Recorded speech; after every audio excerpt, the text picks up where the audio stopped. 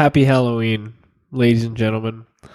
In this one, we have a couple tales for you of skinwalkers and a great story again from author Tobias Wade. So again, check out his work. It's tobiaswade.com. Link is in the description. Follow him and kick back, maybe turn on a candle, turn the lights down real low, and enjoy this story.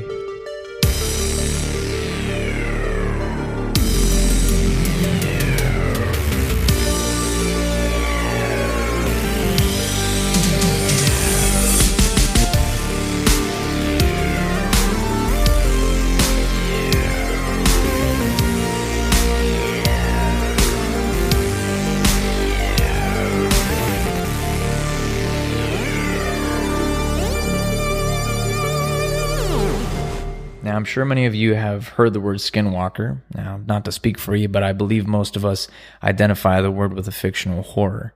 However, to the Navajos, they are one of the several varieties of Navajo witches. And to be honest with you, we don't know too much about the folklore of skinwalkers. The Navajo people are very intentional on who they do and don't share lore with. They believe that it is simply how their culture survives. We do know, however, that the word skinwalker translates to he who walks on all fours. Navajo witches, including skinwalkers, represent the antithesis of Navajo cultural values, while community healers and cultural workers are known as medicine men and women. Witches are seen as evil, performing twisted ceremonies and manipulating magic in a perversion of the good works medicine people traditionally perform. And in order to practice their good works, traditional healers learn about both good and evil magic. Most can handle the responsibility, but some people can become corrupt and choose to become witches. Through this, it is believed that the skinwalkers can transform into any different type of animal at will. However, they are most frequently seen as coyotes, but sometimes wolves, foxes, eagles, owls, or crows.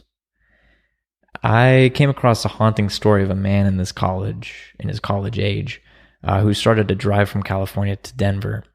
However, not calculating for the time or how lifeless a desert can be, ended up having to spend the night in his car. Pulling over to spend the night at an emptied rest stop, he closed his eyes. Not after too long did he awake to a tapping on his window. The man looked normal, the same age as him, clean dress, just like anyone else. However, there was no other cars in the parking lot. The stranger calmly asked him to open the door. After the man said no, the stranger demanded again, almost in a growl. That's when the man noticed that the stranger was not alone and, in fact, had two others with him. Assuming the strangers were just dumb kids doing what dumb kids do, the man pulled out his knife, thinking maybe this would scare the strangers away. Unfortunately, this made things much worse. The stranger let out what the author can only describe as an animalistic howl. As he began to shake the car back and forth, he says that it even briefly lifted the car from the ground. Despite the commotion, the man noticed the two other people in the background looked off, different. Their eyes had a glow to them, similar to how a cat's eyes reflected the light. They were jumpy and discord, like they were infused with some sort of static. It was almost as if they were fighting to exist and stay in reality. Almost in an instant, one of the strangers from the background just appeared in front of the window. She looked like a younger woman in her 20s, but no human could move that fast. She yelled to open the door. Finally, snapping out of his shock, the man turns on the car, hoping it would start and the strangers would not damage the car in any way. The car started, though, and the man gasped out of there as quickly as he could. As he was on the highway, he noticed a figure following him, not in a car, mind you, but running alongside while keeping pace with the vehicle. The young man tapped on the window. Finally, the vehicle was able to gain more speed and the figure was lost into the night. That was a very good little segment there on skinwalkers. Some good little facts for you, some fun stuff there. Skinwalkers are pretty spooky, and if you're local to Utah, there's actually a Skinwalker Ranch right here in Utah. If you didn't already know that, it's about 480 acres of property in the Uinta County, Utah. It's not the most conventional ranch. It's actually called the Area 51 of the paranormal. It's a major host to many sightings of UFOs, unidentifiable monsters, and graphic animal deaths and mutilations.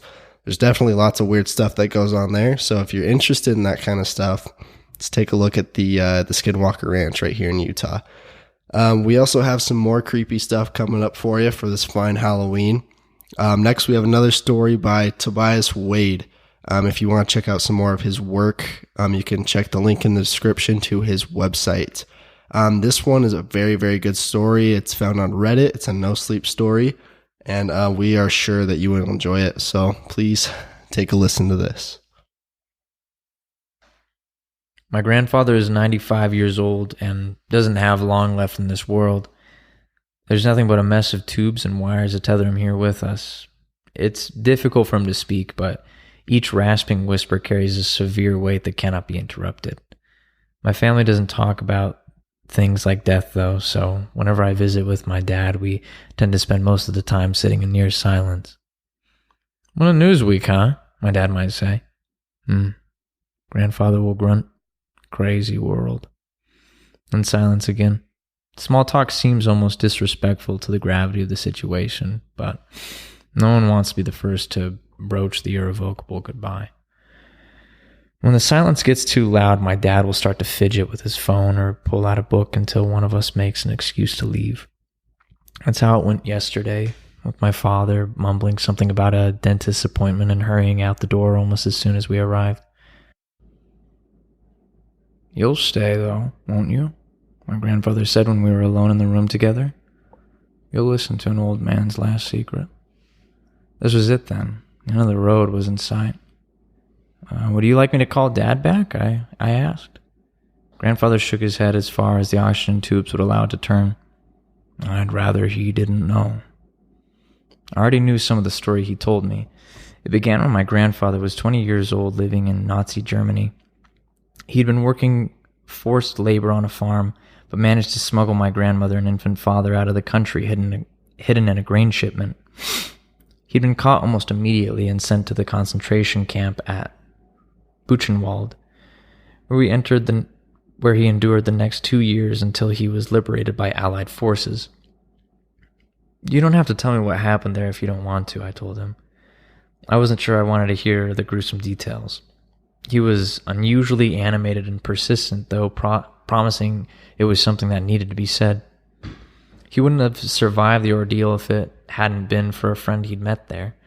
One of the Nazi officers, a Rottenführer squad leader, had taken a special interest in him because of their striking similarity in age and appearance. The two would sit on either side of a barbed wire fence and swap stories about their childhoods.